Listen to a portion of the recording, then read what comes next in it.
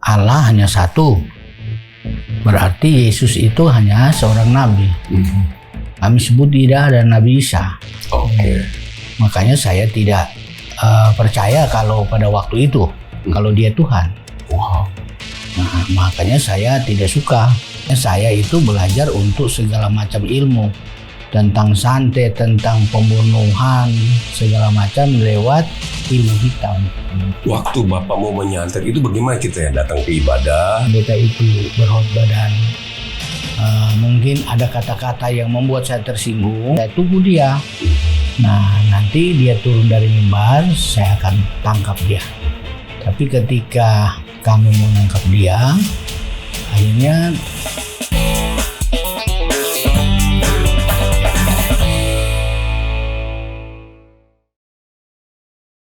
berawal ingin menyantet dan menghabisi hamba Tuhan, tapi justru Bapak ini mengenal Yesus dan pindah agama. Wow, sudah kedatangan nih kita nih ya, Pak dengan Pak Roni, Ibu Lili. Oh, Ibu Lili. Ya, Ibu Lili Roni. Bagaimana tuh Pak? Awalnya Bapak ingin menyantet orang atau hamba Tuhan yang sedang khotbah KKR di mimbar. Itu kenapa? Bapak tuh memang lagi apa? Silakan Pak. Karena beliau menyinggung tentang Yesus itu adalah Tuhan.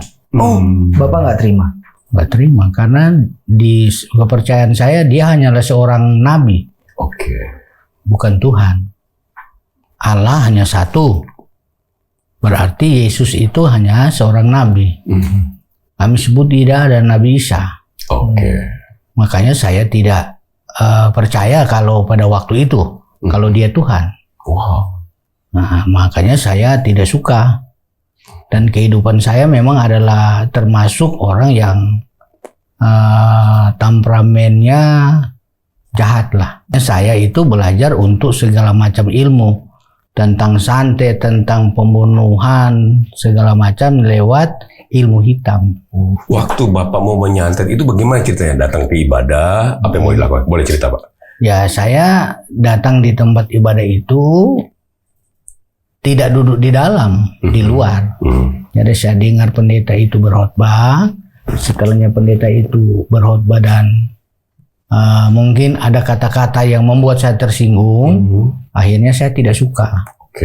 Nah, dari saya tidak suka itu, ya saya tunggu dia. Nah, nanti dia turun dari mimbar, saya akan tangkap dia. Nah, rencananya begitu dengan teman-teman saya. Tapi ketika kami mau nangkap dia, akhirnya kami yang kalah. Kami tidak bisa menangkap dia. Karena ternyata ilmu kami dia lebih hebat. Boleh cerita, mau nangkap itu keroyokan atau gimana? Itu mau dipukulin Pak? Ya. Coba. Rencananya kan mau diikat dia. Rencana kami mau ikat, kami mau bawa dia. Rencananya kami mau aniaya dia lah. Nah, tapi pada hakikatnya tidak seperti itu. Jadi rencana kami itu gagal. Oh, jadi maksudnya Bapak ini juga tidak hanya menyerang secara ilmu ya? Pengen melakukan secara fisik ya Pak? Nah, boleh Bapak lanjut ketika Bapak mau menangkap ilmunya dia, kata Bapak tinggi. Maksudnya pengertiannya seperti apa Pak? Atau dia menghilang atau apa Pak? Tidak. Akhirnya kami sendiri yang jadi lemah. Ya, kami tidak bisa bergerak lagi. Jadi mungkin dengan caranya dia, bagaimana dia buat kami, sehingga kami yang ada di depan dia bertiga itu udah nggak bisa gerak. Dari nggak bisa gerak ya kami nyerah. Akhirnya kami pulang kembali dengan kosong. Gitu. Kesel juga kan Bapak ya? Gimana Pak? Bapak rasa kesel? Kesel dong. Kesel, kan ilmu saya termasuk tinggi. Jadi nggak mungkin kalau nggak bisa dilakukan. Sebelum lanjut, ilmu Bapak setinggi apa? Kata Bapak kan Bapak punya ikat pinggang yang 9 ikat. Itu gimana ceritanya? Ya, kalau ilmu seperti itu ya itu kepercayaan saya pada tahun 70-an ya. Tahun 79, 78 itu saya bisa menghilang. Menghilang Pak? Ya. Terus maksudnya menghilang itu secara tubuh atau secara roh atau gimana? Saya menghilang itu misalnya saya petik daun, saya pakai daun itu, ya mereka pikir saya itu pohon di situ. Oh, berkamuflase gitu ya, Pak? Ya bunglon gitu ya? Iya. Nyaru. Iya, nyaru jadi kayak sat gitu. Terus apa lagi, Pak? Ya banyak sih. Banyak ya, Pak ya. Nah, Pak, tapi kan Bapak bilang, saya penasaran ketika Bapak bilang pendeta ini ilmunya lebih kuat. Maksudnya saat itu pada lemes kayak pada apa yang terjadi? Ya. Karena ketika saya jadi hamba Tuhan, ketika sekarang saya mengerti, ternyata bahwa kuasa Tuhan Yesus itu lebih kuat. Dia kan hamba Tuhan. Dia kan yang punya Tuhan Yesus. Ya, jadi dengan adanya Yesus yang ada di dalam dia hanya bisa berkata dalam nama Yesus 3 kali, sekali orang itu bisa nyerah. Jadi waktu itu yang dialamin Bapak dan teman-teman itu apa, Pak? Ya kembali dengan kosong. Nggak berdaya. Nggak berdaya. Kayak linglung gitu, Pak? Iya. Hebat itu Tuhan itu ya. Dengan pendeta itu dengan menyebut nama. Iya. Dalam nama Yesus gitu ya. Iya. Yesus. Terus Bapak nggak berdaya. Nggak berdaya. Wow. Dari situlah saya mulai berpikir saya harus dendam kan. Masa saya tidak bisa lakukan. Tapi pada kenyataannya tidak bisa lakukan lagi. Mungkin karena doanya dia atau mungkin cara apa yang dia buat dengan caranya dia supaya saya bisa bertobat dan lain sebagainya itu saya tidak tahu. Cuma sejak saya lakukan itu saya tidak bisa berbuat apa-apa lagi. Ilmu Bapak hilang maksudnya? Iya.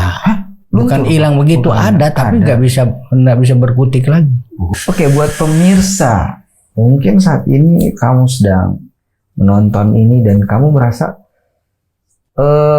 mengalami hal-hal gaib atau ada roh yang menyerang atau apapun, atau kamu sedang dalam kondisi yang tidak baik-baik saja, hubungi WhatsApp kami di 082215002424 atau di call center 0811991440. Wow. Akan ada hamba Tuhan yang siap mendoakan dan melayani Anda. Oke Pak, kita lanjut nih Pak ya. Tidak berdaya, apa Bapak penasarannya mau mencari hamba Tuhan itu, atau Bapak mengisi ilmu Bapak lagi, atau apa?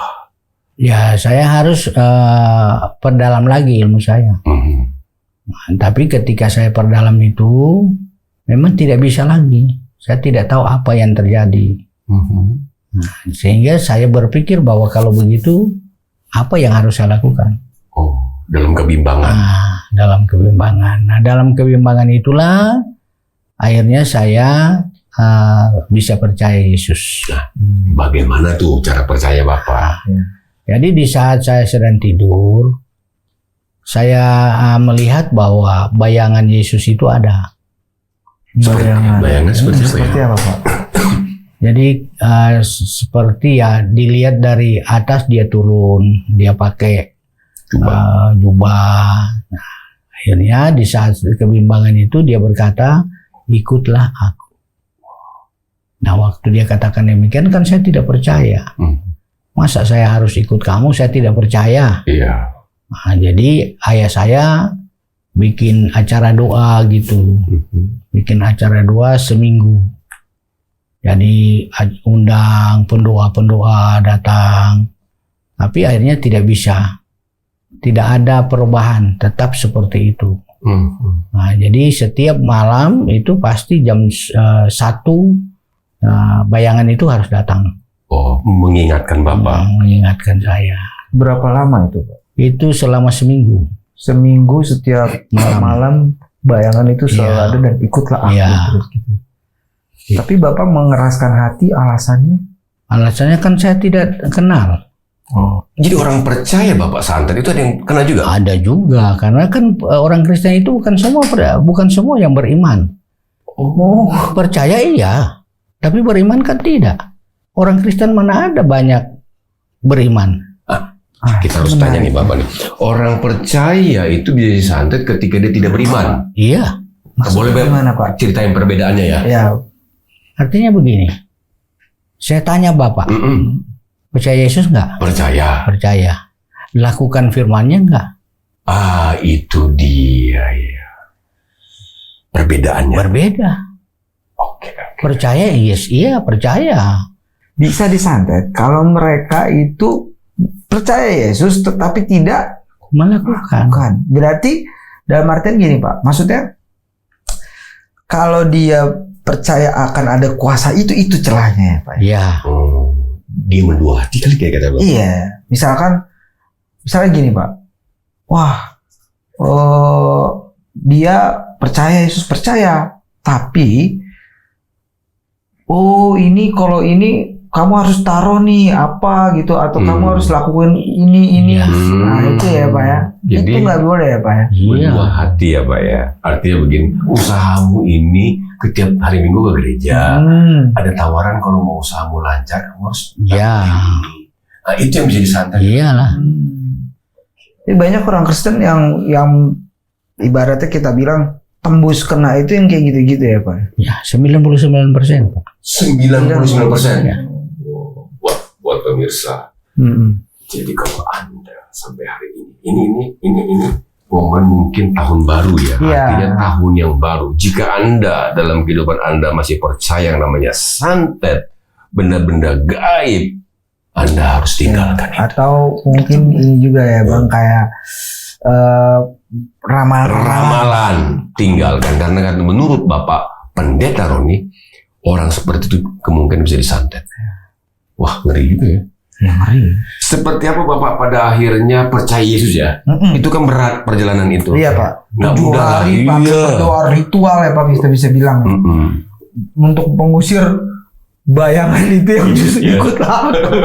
Gimana? Iya. Nah, itulah ketika saya didatangi Yesus yang saya katakan tadi berulang kali Iya. Mbak Putih, ya saya nyerah. Saya nyerah dan saya bilang dalam hati, dalam doa saya, kalau memang itu kamu perlu bela saya dalam perjalanan hidup saya, karena ayah saya tidak mungkin mengiyakan saya harus ikut Yesus. Karena keluarga keturunannya Ya, sudah pewaris ilmu-ilmu hitam ya Pak. Oke. jadi saya minta supaya Tuhan Yesus harus bela saya, Apa yang terjadi Pak? dan itulah yang terjadi. Ini ada bekas lihat. Bapak dipukul Iya dong, sama orang tua. semua orang tua. Ini 21 jahitan. 21 jam. Ketika Bapak menyatakan iman Bapak ya, coba Bapak cerita. Ya dianiaya sama papi saya. Karena saya mau percaya Yesus kan, sedangkan ayah saya tidak seperti itu. Waktu itu dibilangnya gimana Pak? Ya dibilang bahwa saya seorang pengkhianat orang tua. Tidak dengar-dengaran. Kenapa orang tua begitu takut Bapak untuk percaya? Ya karena memang dari kakek, nenek, kakek saya memang semua kan ilmu hitam. Pewaris ya. Harus turun. Harus turun. Jadi ketika Bapak jadi mualaf, itu berbahaya karena tidak ada lagi penerus. Iya. Bukan jadi mualaf, murtad. Jadi murtad ya, salah. Jadi murtad, ketika Bapak jadi murtad, tidak ada lagi penerus. Nah seperti apa Pak? Pada akhirnya kan dianiaya Bapak nih. Nah sampai apa aja maksudnya Bapak dikucilkan kah? Apakah boleh Bapak cerita Iya. detailnya? Akhirnya saya kan dikucilkan dari orang tua. Nah pada akhirnya dari umur selesai SMA lah, sampai pada umur 63 itu baru ketemu ayah saya. Bapak kabur atau Iya. dikucilkan kemana Pak? Kabur lah. Oke. Nah, saya kabur karena memang nggak bisa lagi kan dengan keluarga. Ya saya kabur, jadi anak jalanan lah, kemana aja, nempel di mana aja, tidur sandaran di mana aja. Tapi percaya Yesus Pak? Iya. Nah kita lanjut Pak, ketika Bapak sampai di Jakarta itu Bapak pada akhirnya sekolah Alkitab atau kayak gimana? Sudah sekolah Alkitab dulu. Oh. Di Manado. Oh, di Manado sekolah kita. Sekolah Alkitab. Lalu saya datang ke Jakarta itu sudah hamba Tuhan. Oh, jadi hamba Tuhan. Sudah gembala. Oh, bertemu dengan ibu di mana? Belum ketemu ibu. Oh, belum ketemu. Ibu tuh masih kemana-mana ya mulai. Nggak tahu dia di mana. Pak, saya tuh selalu maksudnya saya tuh selalu tersentuh ketika ada orang percaya Yesus dan hidupnya harus diperjuangkan untuk percaya Yesus. Nah, Bapak percaya Yesus, dikejar, mau dihabisin sama orang tua ya Pak ya, kita bisa bilang dipukulin tadi Bapak bilang. Apa yang membuat Bapak tetap percaya Yesus? Karena saya sudah merasakan kasih Yesus. Kasih seperti apa? Kasihnya seperti sungai. Mengalir terus. Mengalir terus dalam hati kan? Yang belum pernah Bapak rasa? Iya. Apa yang membuat Bapak yakin Yesus itu tetap memelihara Bapak? Ini buat pemirsa juga Bapak kasih tahu.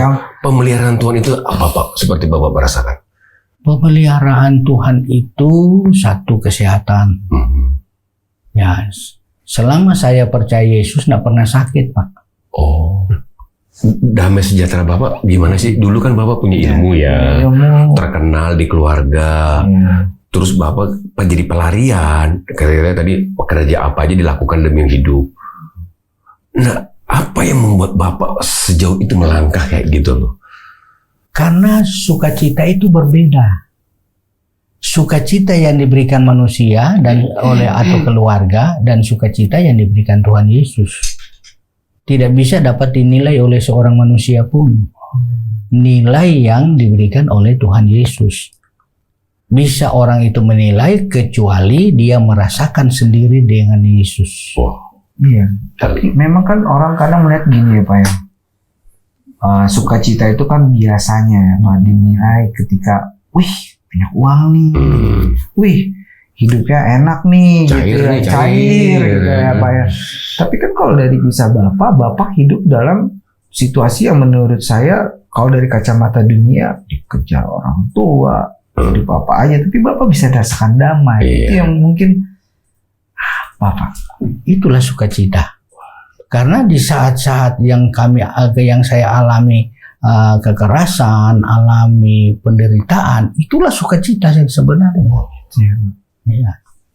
Bagaimana Tuhan Bapak justru merasakan kasih yang belum pernah Bapak rasakan dan belum pernah didapat dari jelas. Wow. Nah pertanyaan saya Pak, buat mungkin orang-orang yang baru mengenal Yesus, banyak juga Pak yang akhirnya melihat, ternyata orang Kristen gak seperti ini itu gitu kecewa ya. Gitu ya. Kecewa. Nah menurut Bapak bagaimana mereka harus tetap mempertahankan iman mereka? Sebenarnya begini, itu yang saya alami. Saya berpikir bahwa sama dengan Bapak bilang, ketika ada percaya Yesus kan harus begini, begitu.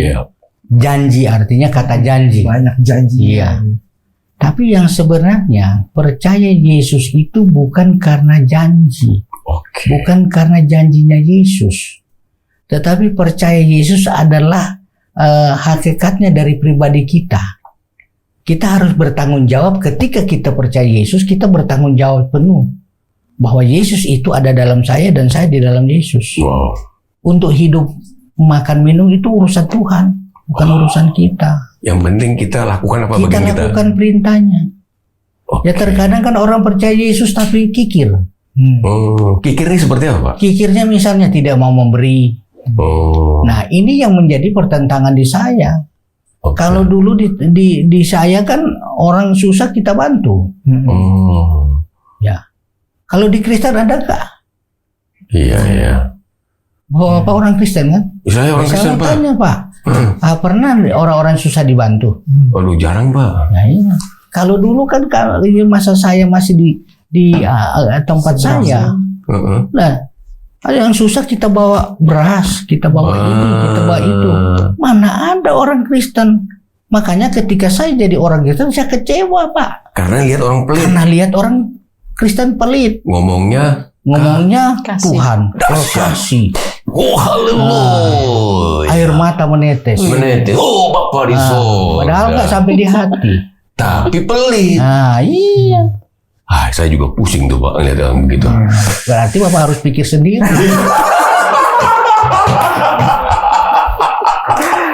Ya kalau yang begitu berarti Bapak pikir sendiri. Bapak berarti Bapak juga pelit. Saya tertarik itu Pak. Orang percaya itu punya kasih Tuhan dan diselamatkan dari maut kepada terang, artinya kehidupan kekal. Seharusnya kasih itu yang kita nyatakan, kita mau berbagi ya Pak ya. Ya berbagi itu kan seberapa yang kita punya, tidak harus punya uang 1 M dulu ya kan. Ya. Kasih itu sempurna.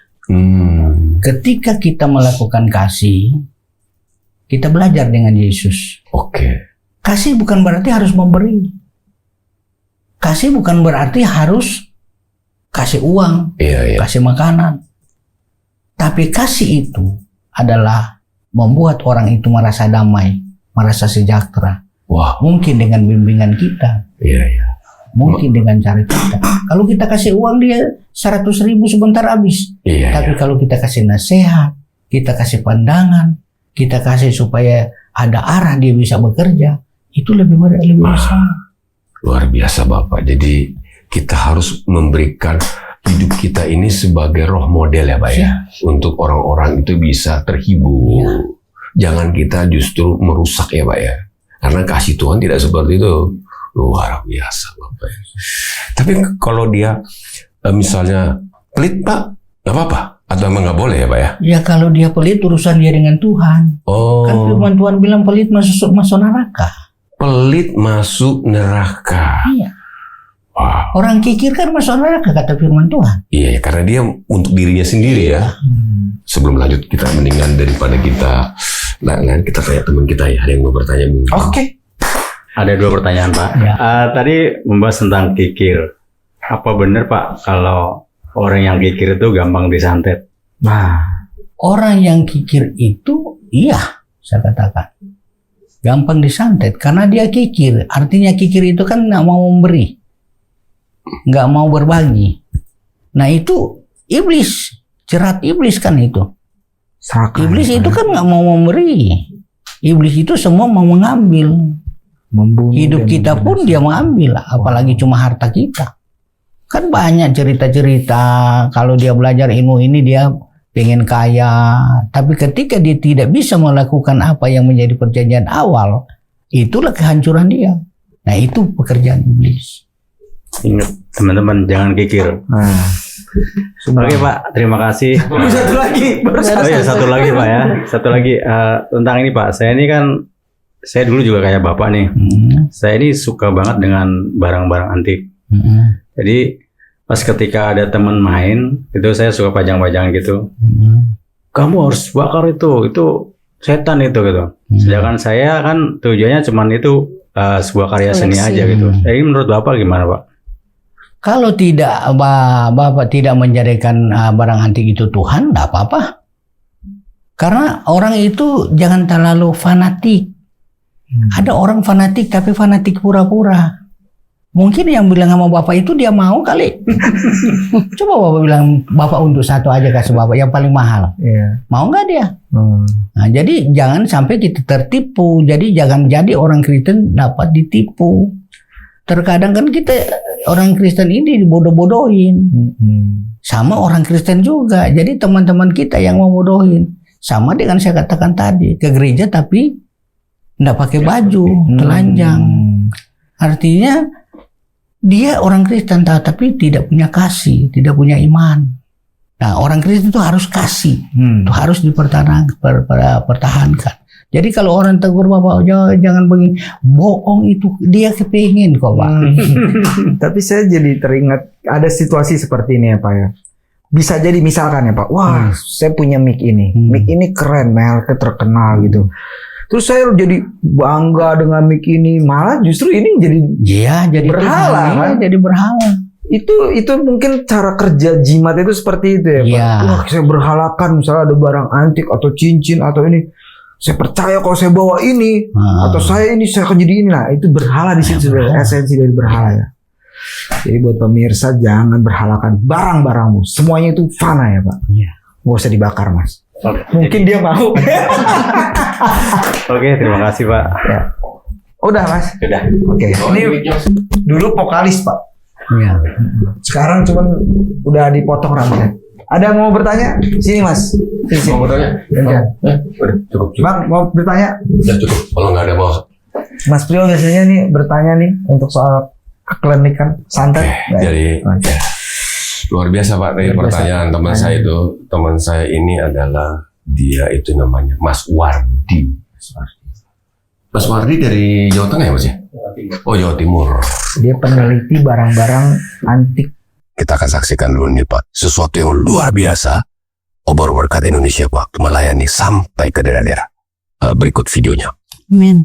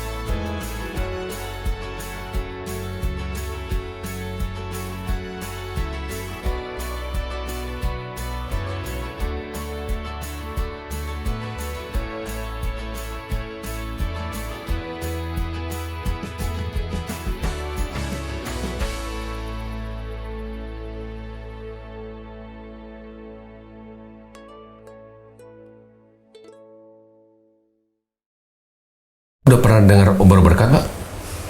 Obor Berkat. Oke. Ini spesialis menjelaskan. Jadi Obor Berkat Indonesia itu adalah ya sebuah organisasi yang bekerja dengan Cahaya Bagi Negeri untuk memberkati orang-orang yang ya tadi Bapak bilang mengasihi orang-orang yang membutuhkan. Jadi ada UMKM, ada juga kita membantu anak-anak tuh di pedalaman bagaimana mereka bisa sarapan, mereka bisa makan yang bergizi. Terus kemarin juga kita membantu korban bencana juga di Sumatera, di Aceh. Masuk langsung, terjun langsung karena luar biasa Pak. Kemarin ada relawan kita ya, bukan relawan lagi, karyawan dari kita itu hampir terjebak dalam longsor mereka, saking pengen membantu. Jadi memang Obor Berkat Indonesia berkomitmen untuk membantu orang-orang yang membutuhkan bantuan. Wah, luar Karena biasa. benar sih, saya juga Yesus itu mengajarkan kasih, tapi kalau kita tidak bisa mengasihi, bukti nyata cuman ngomong doang, wah kelar. Kalau tadi pertanyaan tuh orang pelit juga bisa disantet banget, jangan pelit. Jadi saya Pak sekali lagi berterima kasih kepada Bapak. Saya merasa diberkati apa yang Bapak jelasin ya, karena saya yakin juga pemirsa yang menyaksikan acara ini akan banyak diberkati oleh kebenaran cerita firman Tuhan dan pengalaman-pengalaman Bapak Roni. Nah, buat pemirsa yang saat ini mungkin sedang mengalami masa-masa katakanlah kesulitan, galau, persoalan yang sangat sulit untuk diselesaikan, Cahaya Bagi Negeri ada layanan doa. Anda bisa WhatsApp ke 082215002424 atau hubungi call center kita, ada 24 jam. Anda boleh catat dan hubungi nomor ini 081199142440. 24 jam ada hamba Tuhan yang siap berdoa untuk Anda agar Anda menemukan Yesus di dalam hidup Anda. Nah Pak, sebelum kita akhiri Pak, Bapak boleh nggak kasih pesan apa yang Tuhan taruh dalam hati Bapak untuk pemirsa Pak? Silakan Pak. Sebelum saya jelaskan ini, masih ada waktu nggak? Masih Pak. Silakan Pak. Saya ingin menyaksikan bagaimana orang tua saya bisa bertobat. Oke. Jadi ketika saya ada pelayanan di Kota Raya, Palu, Sulawesi Tengah, nah, dalam pelayanan itu saya khotbah 3 malam, KKR 3 malam. Oh, Bapak pimpin KKR. Datanglah 2 sosok suami istri ini. Nah, bapak saya ini kan terkenal di mana-mana. Nah, dia datang itu bukan datang untuk ibadah, dia datang untuk mengincar saya mungkin karena orang sudah dengar bahwa yang berkhotbah itu adalah Anaknya. Belum tahu kapan dia ayah saya sudah tidak kenal karena puluhan tahun. Oke. Tapi ternyata waktu dia duduk di belakang, saya sendiri lihat-lihat kok modelnya seperti ayah saya. Nah, itu istrinya istri terakhir. Nah, akhirnya saya lihat-lihat, kayaknya orang tua saya. Tapi timbul kembali hatinya marah. Kalau dia ayah saya mau bunuh aja dia. Dalam hati saya, padahal udah pendeta ini. Udah gembala ya? Udah sama Tuhan, sementara mau memimpin KKR. Ya, tapi karena dendam. Ya, tapi pada akhirnya kuncinya, akhirnya mereka berdua bertobat. Wow. Tapi Pak, Bapak mau pimpin KKR.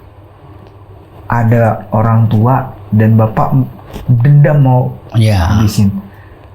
Itu akhirnya gimana Pak? Langkah sampai akhirnya Bapak mengampuni dan mengasihi dia sampai, kan nggak mungkin Pak mereka bertobat kalau bukan karena Bapak mengasihi dia. Karena gembala itu kan sudah ngomong itu Bapak itu jahat. Dia masuk di sini ini mengincar, bukan mau beribadah yang sungguh. Dia begini cerita dari gembala di setempat. Tapi saya katakan aman Pak. Saya orang jahat kok udah bertobat. Saya masih bisa lompat Pak. Saya bilang. Kalau Bapak nggak bisa lompat, saya bisa lompat Pak. Itu prinsip saya. Iya. Tapi ketika berjalannya waktu 3 malam, nggak ada yang terjadi. Makanya gembala itu heran kok nggak ada yang terjadi. Nah, pada malam terakhir altar call, mereka berdua maju. Tapi Bapak tahu itu bapak-bapak, orang tua Bapak? Saya ketika kedua malam saya lihat-lihat. Dan memang cerita-ceritanya seperti itu. Anak-anaknya dari bapak saya yang ada di kota itu, mereka cerita kepada gembala itu. Nah, gimana Pak rasanya ketika orang tua pas altar call, Bapak doain? Ya, udah plong kan? Iya. Berarti udah habis. Udah sukacita sudah ada. Karena harus bilang mengampuni. Nah, jadi sukacita sudah ada sampai pada akhirnya terakhir hari Minggu pagi jam 9 masuk ke dalam air. Dibaptis. Wow, luar biasa. Boleh nggak Bapak sampaikan kepada pemirsa tentang pengalaman Bapak tentang Tuhan Yesus, tentang apa yang Bapak bisa mungkin sampaikan agar pemirsa kita ini mendapatkan sesuatu semangat gairah. Silakan Pak. Saya Pendeta Ahmad Roni mau ingin katakan kepada Cahaya Bagi Negeri. Ya, bagi penonton yang ada, sekiranya engkau memiliki Yesus, jangan pernah khawatir dengan apapun. engkau harus percaya yang sungguh dengan iman yang kokoh bahwa Yesus yang engkau sembah adalah Allah yang besar, Tuhan yang hebat, Yesus yang luar biasa. Apapun yang Anda kerjakan dengan iman, pasti diberkati dan dibuatnya berhasil. Itu semua bukan karena kita, tetapi semua karena Tuhan. Namun harus kita lakukan dengan iman.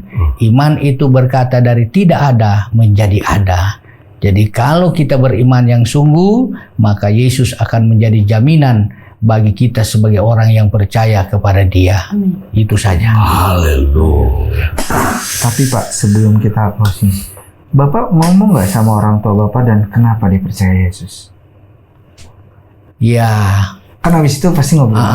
ngobrol, ya dia katakan bahwa ya di awalnya minta maaf. Minta maaf. Ya, minta maaf, dia peluk saya, minta maaf. Lalu dia berkata bahwa apa yang dia lakukan itu salah. Oh, Tetapi umurnya pada waktu itu 96 sekian. 96 tahun. Jadi dia meninggal umur 100 tahun persis. Luar biasa ya. Jadi saya mengampuni dia, dia peluk, dia minta maaf semuanya. Saya katakan tidak masalah, karena itu merupakan satu sejarah dan itu satu kesaksian yang akan kita bawa seumur hidup kita di dunia ini. Luar Jadi biasa. sebab orang tua ini percaya karena dia melihat kasih juga dari Iya. Bapak ya. Dahsyat Jadi sekali. pemirsa, jangan pernah menyimpan dendam karena kamu percaya bahwa Tuhan mampu memulihkan segala sesuatu. Mungkin kamu disakiti orang tua kamu, mungkin kamu merasa disakiti oleh banyak orang, percayalah, Yesus sanggup memulihkan. Amin. Ya, Bapak, terima kasih banyak sudah hadir dan berbagi cerita di testimoni Cahaya Bagi Negeri. Kami berdoa buat Bapak dan Ibu supaya pelayanan semakin Amin. luar biasa ya Pak ya, menyangkau jiwa-jiwa yang belum percaya. Nah, namun karena waktu ya Pak ya, kita akan akhiri ini pembicaraan kita ini. Nah, buat pemirsa, terima kasih juga ya buat pemirsa ini yang masih sampai detik ini terus menyaksikan acara testimoni Cahaya Bagi Negeri.